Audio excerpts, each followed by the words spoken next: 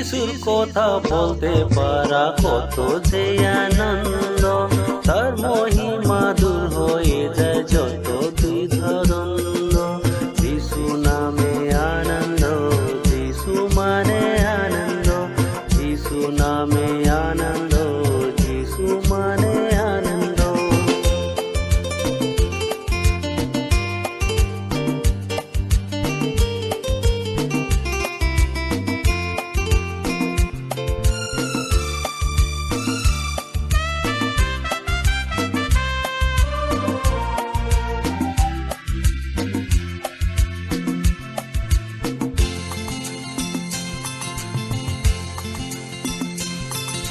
যিশুর কথা বলতে গেলে উঠে পড়ে হাসি, জীবন ধন্য হয় আনন্দ খুশিতে বনবাসী।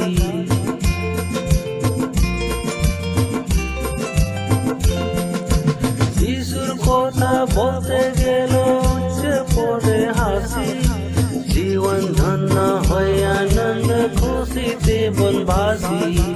যিশু নামে আনন্দ, যিশু মানে আনন্দ, যিশু নামে আনন্দ, যিশু মানে আনন্দ।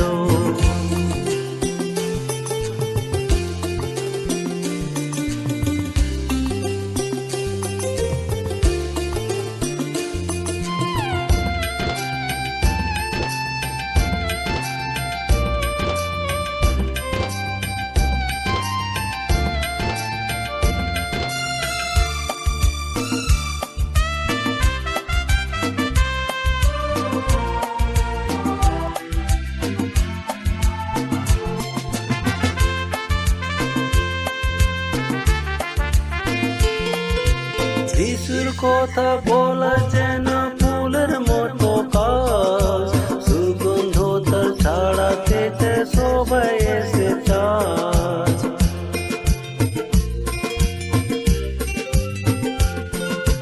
যিশুর কথা বলা যেন ফুলের মতো কাজ, সুগন্ধ তার ছড়াতে সবাই এসো আয়।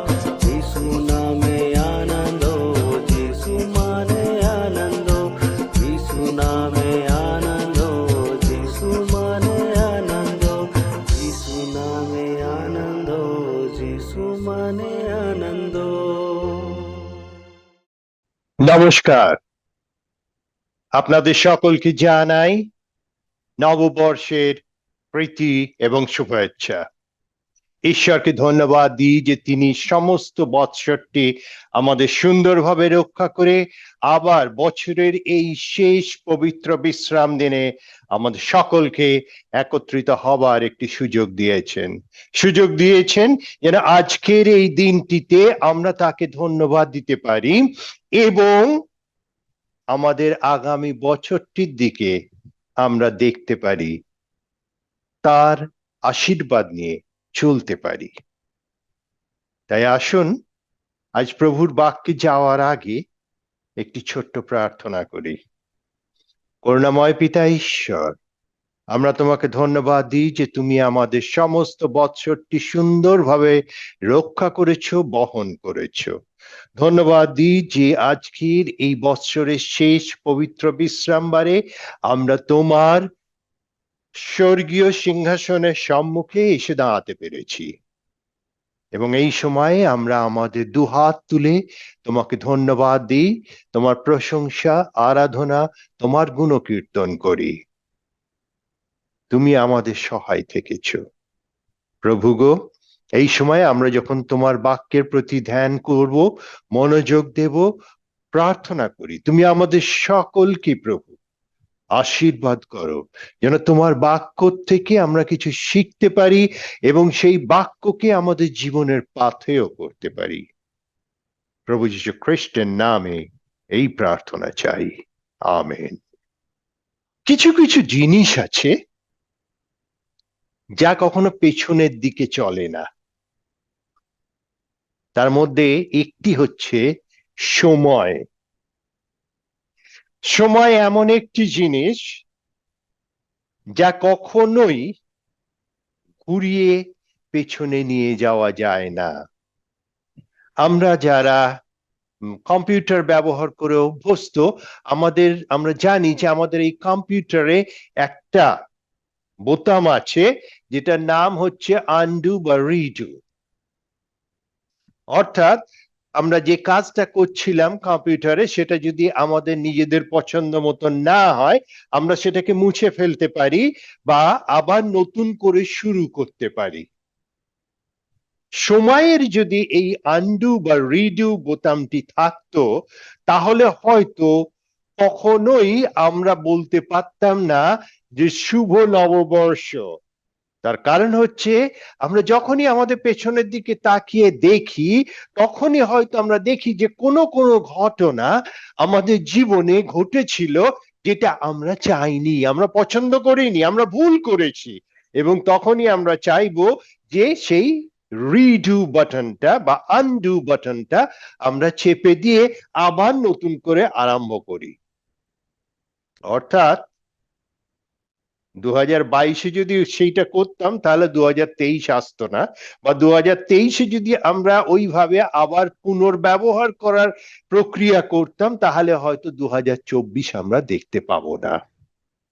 কিন্তু বাস্তব ঘটনা হচ্ছে যে আর কয়েকটি ঘন্টার মধ্যেই 2023 অতীত হয়ে যাবে। আজকে এই মুহূর্তে দাঁড়িয়ে 2024 আমাদের কাছে ভবিষ্যৎ, এবং কয়েকটি ঘন্টা বাদেই সেই ভবিষ্যৎটি বর্তমান হয়ে যাবে। সময় এগিয়ে যাবে এবং এই যে 2023 পরিবর্তিত হবে 2024-এ, পৃথিবীর এমন কোন শক্তি নেই যে এই ঘটনাটা ঘটতে না দিতে পারে। অর্থাৎ ক্যালেন্ডারের যে পরিবর্তনটা হবে, সেই পরিবর্তনটা আটকাবার ক্ষমতা এই পৃথিবীতে কারোর নেই। আমরা চাই বা না চাই 2024 কিন্তু আসবে। সুতরাং 2024-এ এই সালটাকে আমরা কিভাবে গ্রহণ করব? 2024-এর এই সালটিতে হয়তো আমাদের অনেক আশা থাকতে পারে, আমরা হয়তো অনেক কিছু চাইতে পারি, অবশ্যই চাইতে পারি সালটা যেন ভালো যায়, কেউই চাইবো না আমরা যে সালটা খারাপ যাক। এবং যেহেতু মানুষ চায় তাদের জীবনে ভালোটাই ঘটুক, দেখবেন একটা জিনিস লক্ষ্য করে, এই বছরের শেষ মাসটাতে বিশেষ করে রাস্তার ধারে যে সমস্ত ছোট ছোট বইয়ের দোকানগুলো আছে না, সেই বইয়ের দোকানগুলোতে আবার ছোট ছোট একটা বই পাওয়া যায়, চটি বই যাকে বলি আমরা। তাতে লেখা আছে রাশিফল আপনার 2024 কেমন যাবে। অনেকেই কিনে সেই বইটা খোলেন এবং দেখতে দেখতে চান যে তাদের আগামী বছরটি, আগামী দিনগুলি, আগামী মাসগুলি কিভাবে যাবে। তার কারণ আমরা কেউই আমাদের ভবিষ্যৎ জানি না, অথচ আমরা আমাদের ভবিষ্যৎকে জানতে ভীষণভাবে আগ্রহী হই। অতীত তো যা হয়ে গেছে হয়ে গেছে, সেটাতে কিছু করা যাবে না। বর্তমান যেটা ঘটছে, কিন্তু ভবিষ্যৎ যেটা ঘটতে চলেছে, অথচ আমরা সেটা সম্বন্ধে কিছুই জানি না, অনেক সময় আমাদের কাছে একটা চিন্তার বিষয় হয়ে দাঁড়ায়। আমার 2024 কেমন যাবে? যখন এই প্রশ্নটা আমি নিজেকে করি, তখন আমার মনে হয় যে আমার তো 2024-এ পদার্পণ করার জন্য কিছু আশা, কিছু শক্তি, কিছু ভরসার প্রয়োজন আছে। একটু আগে বললাম না, লোকের রাশিফলের বই দেখে, তার কারণ হচ্ছে তারা সেই আশা ভরসা শক্তি খুঁজতে চায় ওই ছোট ছোট বইগুলির মধ্যে দিয়ে। আমিও আমার আশা ভরসা শক্তি খুঁজি এই বইটার মধ্যে দিয়ে। এটি আমার পবিত্র শাস্ত্র, এটি বাইবেল, এবং এতে আজ এইখান থেকে আজ আমি একটি গীত আপনাদের পড়ে শোনাতে চাই। একটি গীত আমি পড়ে শোনাতে চাই, সেটি হচ্ছে গীত সংহিতা 124 অধ্যায়। গীত সংহিতা 124 অধ্যায়। যদি সদাপ্রভু আমাদের সপক্ষে না হইতেন, ইসরায়েল ইহা বলুক, যদি সদাপ্রভু আমাদের সপক্ষে না হইতেন, যখন লোকেরা আমাদের বিরুদ্ধে উঠিয়াছিল, তখন তাহারা আমাদিগকে জীবদ্দশায় গ্রাস করিত। যখন আমাদের প্রতি তাহাদের ক্রোধ প্রজ্বলিত হইত, আর একবার পড়ি, আমি একটু পড়তে ভুল করলাম। তখন তাহারা আমাদিগকে জীবদ্দশায় গ্রাস করিত, যখন আমাদের প্রতি তাহাদের ক্রোধ প্রজ্বলিত হইত। তখন জল আমাদিগকে প্লাবিত করিত, স্রোত আমাদের প্রাণের উপর দিয়া বহিত। তখন গর্বিত জল আমাদের প্রাণের উপর দিয়া বহিত। ধন্য সদাপ্রভু, তিনি আমাদিগকে উহাদের দন্ত শ্রেণীতে ভক্ষবৎ সমর্পণ করেন নাই। আমাদের প্রাণ ব্যাধের ফাঁদ হইতে পক্ষীর ন্যায় রক্ষা পাইয়াছে।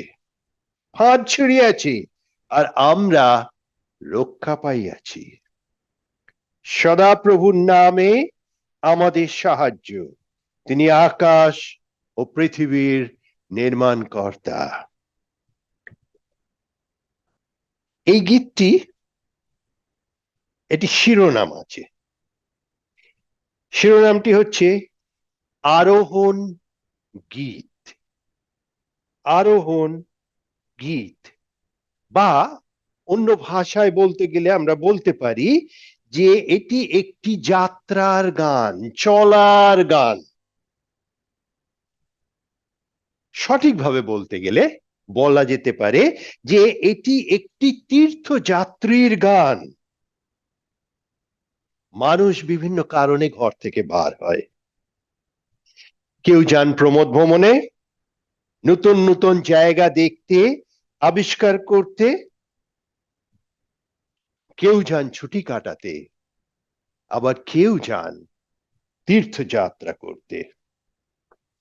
এবং যারা তীর্থযাত্রা করতে যান তাদের কিছু কিছু উদ্দেশ্য থাকে।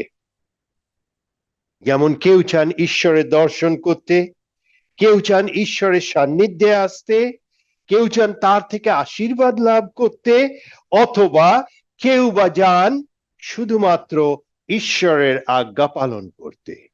আবার কেউ কেউ এই সবকটি মিলিয়েই চান তারা যেন এই তীর্থ যাত্রাটি করেন। এর জন্য মানুষ হয়তো অনেক কৃচ্ছ সাধন করেন। ছোটবেলায় দেখেছি কলকাতাতে গঙ্গার ধারে উল্টো দিকের মাঠে জানুয়ারি মাসের শীতকালে গঙ্গাসাগরের যাত্রীরা তারা রাত কাটাতো। ছোট ছোট আগুন জ্বেলে ওই প্রচন্ড ঠান্ডাতে তারা বসে বসে আগুনের তাপ নিত, কষ্ট করত তারা। এও দেখেছি দক্ষিণ ভারতের কোনো একটা মন্দিরে মানুষকে ঘন্টার পর ঘন্টা লাইনে দাঁড়িয়ে থাকতে, শুধুমাত্র কয়েকটা মুহূর্তের জন্য তারা দেব মূর্তিকে দর্শন করতে চায়, দেবতাকে পূজা করতে চায়। দেখেছি আমি হরিদ্বারের অশীতিপর বৃদ্ধ মানুষকে গঙ্গার ধারে পরিবারের লোকেরা বসিয়ে গঙ্গার থেকে জল এনে তার মাথার উপরে ঢালছেন, পুণ্য অর্জনের ইচ্ছায়, পাপ স্খলনের ইচ্ছায়। দেখেছি আমি বারাণসীতে গঙ্গার ধারে পরিবারের মানুষকে ভক্তি ভরে তর্পণ করতে। আবার এও দেখেছি ব্যান্ডেল চার্চের সিঁড়ি ভাঙতে পায়ে হেঁটে নয়, কিন্তু হাঁটুর উপরে ভর দিয়ে সিঁড়ি ভাঙছিল একটি মানুষ, তার মানতের জন্য অথবা মানত পূরণের জন্য। দেখেছি খ্রিস্ট ভক্তদের ভক্তির সঙ্গে বিশ্বাসের সঙ্গে জর্দন নদীতে ডুব দিতে, বা জেরুসালেম শহরের সেই রাস্তা দিয়ে চলতে, যে রাস্তা দিয়ে প্রভু যীশু খ্রিস্টকে হাঁটিয়ে নিয়ে যাওয়া হয়েছিল গলগথাতে, এবং দেখেছি তাদের রাস্তার ধারে দাঁড়িয়ে ভক্তি ভরে প্রার্থনা করতে। সম্প্রতি পড়ছিলাম কালকুটের বিখ্যাত কালজয়ী উপন্যাস অমৃত কুম্ভের সন্ধানে, যেখানে তিনি লিখেছেন বহু মানুষের তীর্থযাত্রার কথা, বহু মানুষের অন্তরের প্রার্থনার কথা, ইচ্ছার কথা, তীর্থযাত্রা করে তারা কি পেতে পারেন। মানুষ তীর্থযাত্রা করে, একটু আগে বললাম, বিভিন্ন উদ্দেশ্যে। পবিত্র শাস্ত্র বাইবেলেও তিনটি বিশেষ যাত্রার কথা বলা আছে। কয়েকটি যাত্রার কথাই বলা আছে, তার মধ্যে তিনটি বিশেষ যাত্রার কথা বলা আছে। প্রথমটি বলি আমি, যে অব্রাহাম তার নিজের ঘর থেকে বার হয়েছিলেন ঈশ্বরের আজ্ঞা পালন করে। আদি পুস্তক 12 অধ্যায় পড়লে আমরা দেখব ঈশ্বর তাকে ডেকেছিলেন, বলেছিলেন অব্রাহাম তুমি তোমার এই পরিবার থেকে বার হও, হয়ে আমি তোমাকে যে জায়গা দেখাবো তুমি সেই জায়গায় যাও। এবং ঈশ্বরের আজ্ঞা পালনের উদ্দেশ্যে অব্রাহাম ঘর থেকে বার হয়েছিলেন। তখনকার দিনে জিপিএস ছিল না। অব্রাহাম চাননি যে আচ্ছা প্রভু কোথায় যেতে হবে, লোকেশনটা পাঠান তো। আজকাল খুব এটা আমরা ব্যবহার করি, তাই না? কেউ যদি কোনো অপরিচিত জায়গায় আমাদের ডেকে পাঠায়, আমরা বলি লোকেশনটা পাঠিয়ে দাও চট করে ফোনে, আমি সেই লোকেশন ট্র্যাক করে চলে যাব। অব্রাহাম কিন্তু সে কথা বলেননি। অব্রাহাম বলেছিলেন আচ্ছা প্রভু, এবং প্রভু তাকে যেভাবে পরিচালনা দিয়েছিলেন তিনি সেইভাবে গেছিলেন। দ্বিতীয় একটি বড় যাত্রা আমরা দেখি পবিত্র শাস্ত্র বাইবেলে, সেটি হচ্ছে যে ইসরায়েল জাতি ঈশ্বরের আজ্ঞাতে মিশর দেশ থেকে বার হয়েছিল। তাদের ঈশ্বর যে জায়গা প্রতিজ্ঞা করেছিলেন, যে দেশ প্রতিজ্ঞা করেছিলেন, সেই দেশের উদ্দেশ্যে যাবার জন্য। দ্বিতীয় যাত্রাটিও আমরা দেখছি যে ঘটেছিল ঈশ্বরের আজ্ঞাতে। তৃতীয় যাত্রাটি তারা করত, ইহুদিরা করত সেই সময়, কারণ সদাপ্রভু তাদের বলেছিলেন যে বছরে তিনবার তারা যেন ঈশ্বরের দর্শনের উদ্দেশ্যে জেরুসালেম মন্দিরে তারা যেন পৌঁছতে পারেন, বা তারা যেন সেখানে যান। পবিত্র শাস্ত্র বাইবেলে এই কথা লেখা আছে যে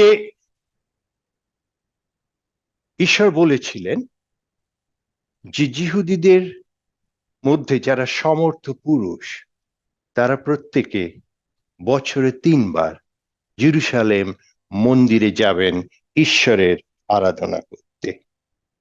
এই তিনটি বড় যাত্রার কথা আমরা পবিত্র শাস্ত্রে দেখতে পাই, এবং গীতসংহিতাতে এই যাত্রাগুলি নিয়ে বেশ কয়েকটি গীত রয়েছে, যেগুলিকে আরোহণ গীত বলে শিরোনাম দেওয়া আছে।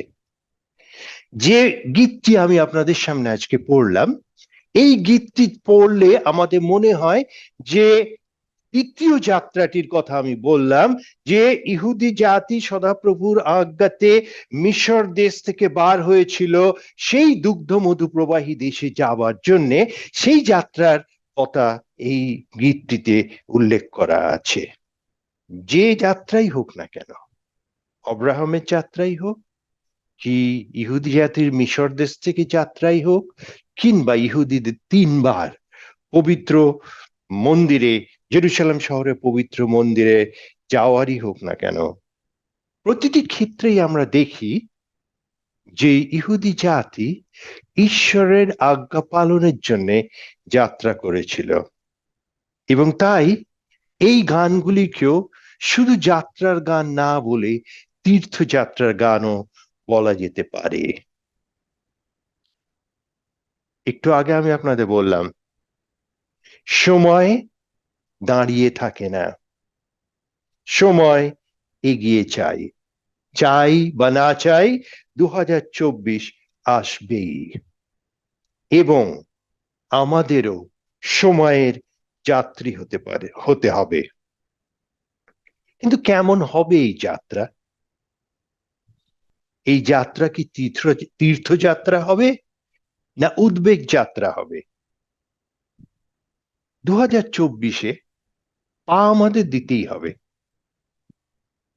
যদি তার মধ্যে ঈশ্বর অবশ্য আমাদের এই আগামী কয়েক ঘন্টার মধ্যে যদি ঈশ্বর আমাদের ডেকে না নেন, বা প্রভু যীশু খ্রিস্ট যদি তার মধ্যে এসে না যান, তাহলে 2024-এ পা আমাদের দিতেই হবে।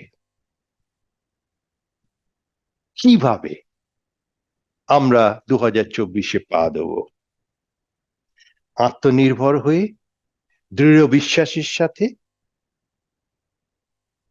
না ভয় ভীতি এইগুলিকে সঙ্গে নিয়ে আমরা 2024-এ পা দেব? আমি আমার কথা বলতে পারি, এই যে গীতটি আমি পড়লাম, এই গীতটির থেকে আমি দুটি শিক্ষা পেয়েছি, এবং সেই দুটি শিক্ষা নিয়েই আমি আপনাদের সামনে দু একটা কথা রাখতে চাই। প্রথম শিক্ষা আমি যেটা পেয়েছি, 2024-এ চলার পথটা যে কুসুমাস্তীর্ণ হবেই, এই কথা কিন্তু কেউ বলেনি, এ কথা কিন্তু কেউ বলেনি। 2023 আমার কিরাম গেছে? সমস্যা ছিল, অনেক কিছু সমস্যা ছিল, কিন্তু তার সাথে সাথে আমি দেখেছি যে সেই সমস্যার সমাধানও আমার সামনে ছিল। এই গীতটিতে দেখুন লেখা আছে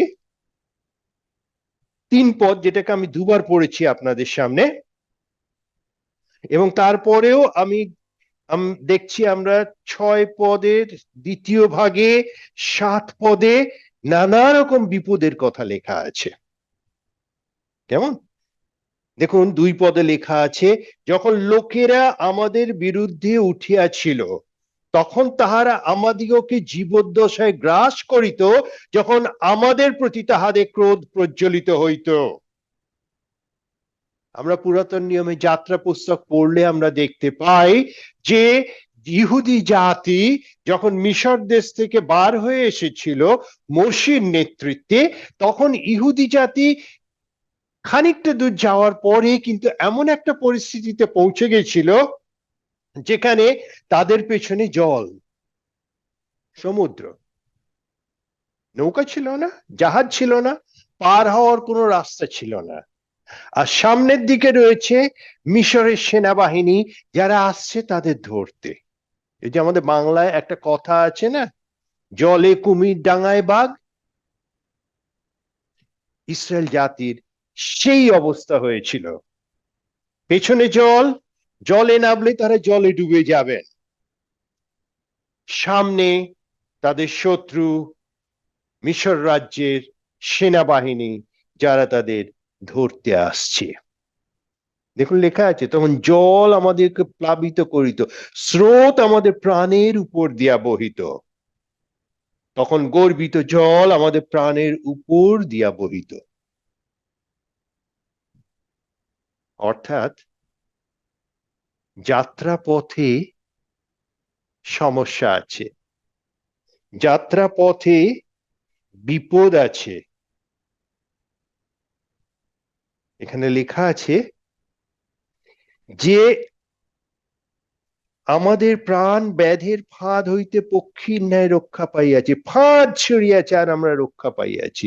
অর্থাৎ তাদের সেই যাত্রাপথে কিন্তু ফাঁদ ছিল, যাত্রাপথে ফাঁদ ছিল। আমি জানি না আপনারা কে করেছেন এটা, কিন্তু ছোটবেলায় আমি করেছি। একটা বড় ঝুড়িতে একটা কাঠি লাগিয়ে ঝুড়িটাকে একদিক থেকে খাড়া করে দিতাম, আর তার সামনে কিছু চাল ছিটিয়ে দিতাম। আর ওই যে ছোট কাঠিটা দিয়ে ঝুড়িটাকে খাড়া করে দিতাম না, অনেক দূর থেকে তার সাথে একটা সুতো বেঁধে অনেক দূরে বসে থাকতাম, আর ওই চাল ছিটিয়ে ছিটিয়ে ঝুড়ির তলায় নিয়ে যাওয়া হতো। এবারে পাখি যখন ওই চালটা খেতে খেতে খেতে খেতে খেতে খেতে ঝুড়ির মধ্যে চলে যেত, দূর থেকে কাঠিটাকে টেনে ফেলে দিতাম, পাখিটা ধরা পড়ে যেত ওই ঝুড়ির নিচে। ইসরায়েল জাতীয় সেই রকম বিপদে পড়েছিল তাদের যাত্রায়। সদাপ্রভু তাদের প্রতিজ্ঞা করেছিলেন তিনি তাদের নিয়ে যাবেন দুগ্ধ মধু প্রবাহী দেশে, অথচ তাদের যাত্রা পথে কিন্তু বিপদ ছিল। যাত্রাটা কুসুমাস্তীর্ণ ছিল না। 2024 যাত্রাটাও আমাদের কিন্তু সেই রকম হতে পারে, হবেই এ কথা বলছি না, না হলে তো খুব ভালো, না হলে খুব ভালো, কিন্তু হতে পারে। কারণ গীত সংহিতা 124 আমাকে সেই রকমই শিক্ষা দেয়। কিন্তু তার সাথে সাথে গীত সংহিতা 124 আমাকে আরো একটা শিক্ষা দেয়। সব থেকে বড় শিক্ষা যেটা আমাকে দেয় গীত সংহিতা 124, সেটা হচ্ছে যে এই সমস্ত বিপদ আপদ সমস্ত কিছু থাকা সত্ত্বেও সদাপ্রভু আমাদের সহায়, এবং তিনি আমাদের প্রত্যেককে এই সমস্ত প্রতিটা বিপদ আপদের মধ্যে থেকে পার করে নিয়ে যাবেন। আমি পড়ে শোনাই আপনাদের, যদি সদাপ্রভু আমাদের সপক্ষে না হইতেন, লক্ষ্য করুন ভাষাটা, যদি সদাপ্রভু আমাদের সপক্ষ না হইতেন, তার মানে কি সদাপ্রভু তাদের সপক্ষ হয়েছেন। আরো পড়ি 6 পদে, ধন্য সদাপ্রভু, তিনি আমাদিগকে উহাদের দন্ত শ্রেণীতে ভক্ষবৎ সমর্পণ করেন নাই। তিনি আমাদিগকে উহাদের দন্ত শ্রেণীতে ভক্ষবৎ সমর্পণ করেন নাই। 8 পদ, সদাপ্রভুর নামে আমাদের সাহায্য, তিনি আকাশ ও পৃথিবীর নির্মাণ কর্তা। তিনি আকাশ ও পৃথিবীর নির্মাণ কর্তা। অর্থাৎ এই সমস্ত বিপদ আপদ সমস্ত কিছুর মধ্যেও জানবেন সদাপ্রভু আপনার সঙ্গে আছেন, সদাপ্রভু আমার সঙ্গে থাকবেন। 2024 পা দেওয়ার এইটাই আমার সব থেকে বড় শক্তি, যে পবিত্র শাস্ত্র আমাকে এই কথা বলছে যে হ্যাঁ, 2024 চলার পথটা যদি কুসুমাস্তীর্ণ নাও হয়, আমার কিন্তু ভয় পাওয়ার কোনো কারণ নেই। তার কারণ হচ্ছে সদাপ্রভু আমার সঙ্গে সঙ্গে আছেন। রবি ঠাকুর লিখেছিলেন, কবে আমি বাহির হলাম তোমারই গান গেয়ে, সে তো আজকে নয়, সে তো আজকে নয়। আমরা প্রত্যেকেই আমাদের জীবন কোনো না কোনো সময় আরম্ভ করেছি। আমি বিশেষ করে বলতে চাই আমাদের প্রভু যীশু খ্রিস্টতে জীবন। তাঁর গান গেয়ে আমরা বার হয়েছি, পথ চলেছি এতগুলো বছর, এসে দাঁড়িয়েছি 2023 দ্বার প্রান্তে, যে দ্বার দিয়ে আমরা বেরিয়ে যাব, এবং আমাদের সামনে রয়েছে নতুন একটি দরজা, 2024 দরজা, যেটাতে আমরা তারই গান গেয়ে তারই গান গাইতে গাইতে আমরা 2024 ঢুকবো। যে তীর্থযাত্রা আমরা কোনো একদিন শুরু করেছিলাম প্রভু যিশুর সঙ্গে, 2024 আমাদের সেই যাত্রা চলতে থাকবে। এবং শুধু চলতে থাকবে বলে নয়, কিন্তু চলতে থাকবে তার গান গাইতে গাইতে, তার প্রতি আমাদের বিশ্বাসের দৃঢ়তাকে দৃঢ়তর থেকে দৃঢ়তম করে নিয়ে যাবে। প্রভু যিশুর কাছে আমার এই একটি প্রার্থনা, যে তিনি যেন আমাদের সকলের সহবর্তী হন। এই যে নতুন একটি বছর তিনি আমাদের দিতে চলেছেন, এই বছরটিতে আমরা যেন তার গান গাইতে গাইতে এগিয়ে যেতে পারি। যে যাত্রা আমরা শুরু করেছি আমাদের জীবনে তাকে নিয়ে, সেই যাত্রা যেন আমরা 2024-এও চালু রাখতে পারি, চলতে পারি তার পথ ধরে এবং তার আজ্ঞা পালন করে। 2024-এর শেষে গিয়ে যেন আমরা বলতে পারি, সদাপ্রভু আমাদের সপক্ষে হয়েছেন। ধন্য সদাপ্রভু, তার কারণ তিনি আমাদের সমস্ত বিপদ আপদের হাত থেকে রক্ষা করেছেন।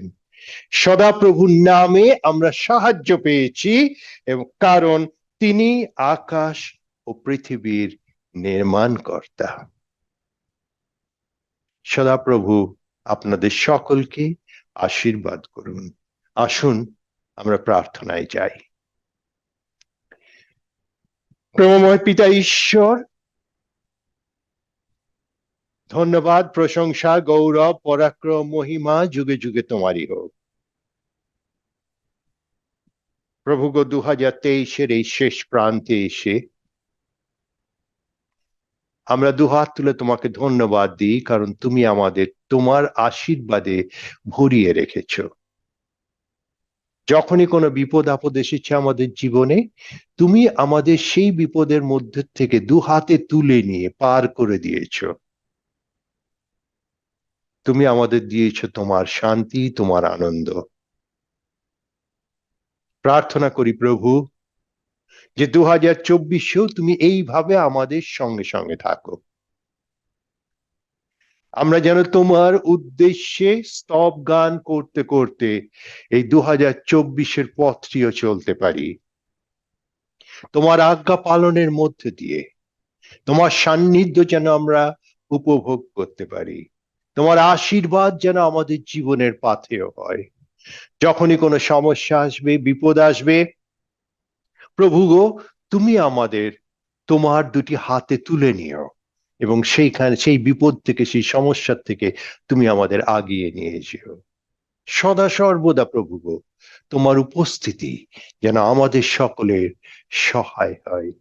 এই প্রার্থনা আমাদের প্রভু যীশু খ্রিস্টের নামে চাইলাম, দয়া করে শ্রবণ এবং গ্রাহ্য করো। আমেন।